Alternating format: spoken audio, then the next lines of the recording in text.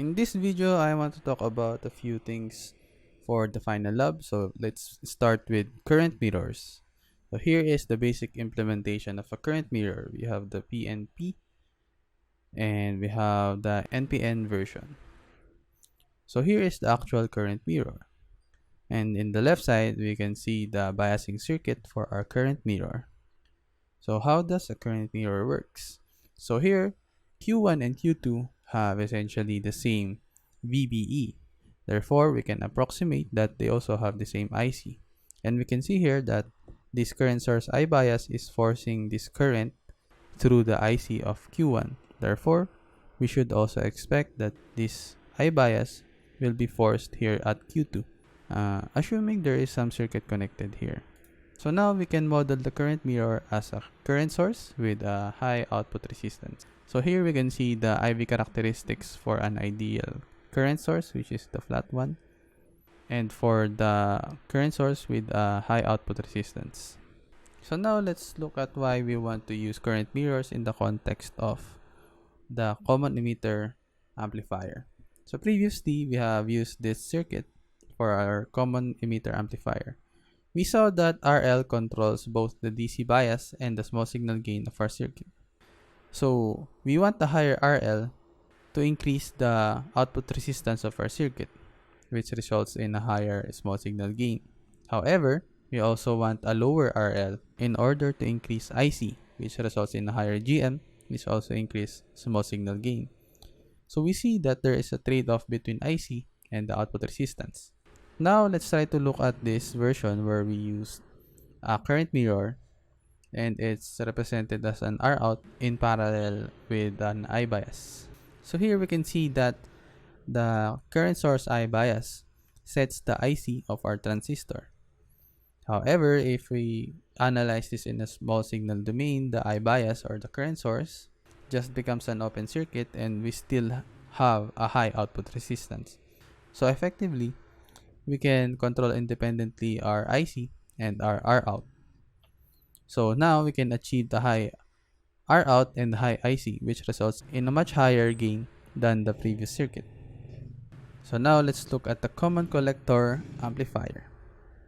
So the first observation that we make is that if Q1 is operating in the forward active region, we can approximate that the voltage VBE is approximately a constant 0.7 volts. So now we can see that the V out is just the V in minus the voltage drop VBE. So we observe that the V out is just a shifted version of V in, shifted by 0.7 volts. So we can approximate the gain to be around 1. It's actually less than 1, but we can approximate it around that value. Then the output resistance of this circuit is very low and it's approximately 1 over GM, or precisely 1 over GM parallel to RL. But since 1 over GM is very small, we can approximate it to be around 1 over GM. So now let's talk about two-stage amplifiers. Why we want to use two-stage amplifiers? So first, we look at the common emitter amplifier, which has a high gain and a high output resistance, and the common collector amplifier has a unity gain and a low output resistance. When we combine these two circuits together, we get circuit with the high gain and low output resistance. This is good for driving low resistance loads like a speaker. So for a differential amplifier, why do we want differential amplifiers? First reason is it's more resilient against interference from nearby signals, and also we do not need the ground for our input. It's an advantage because sometimes in actual circuits the ground path is not perfect. It has a finite resistance which leads to errors, and also in some cases it's very hard to access the ground. So this is an example of the differential amplifier. So let's break it down. This part is the biasing circuit for the amplifier. So it's important here that I1 is twice I2. Then here we measure the output of the amplifier at the collector node of Q3. And this is where we connect our inputs. So for the input of our differential amplifier, it has two parts. The differential input, which is just the sinusoids with same frequency and amplitude, but the other has a phase shift of 180 degrees. So essentially, we just flip. So essentially, one is just the flipped version of the other. Then the second part is the common mode voltage, which dictates the output DC level of our amplifier.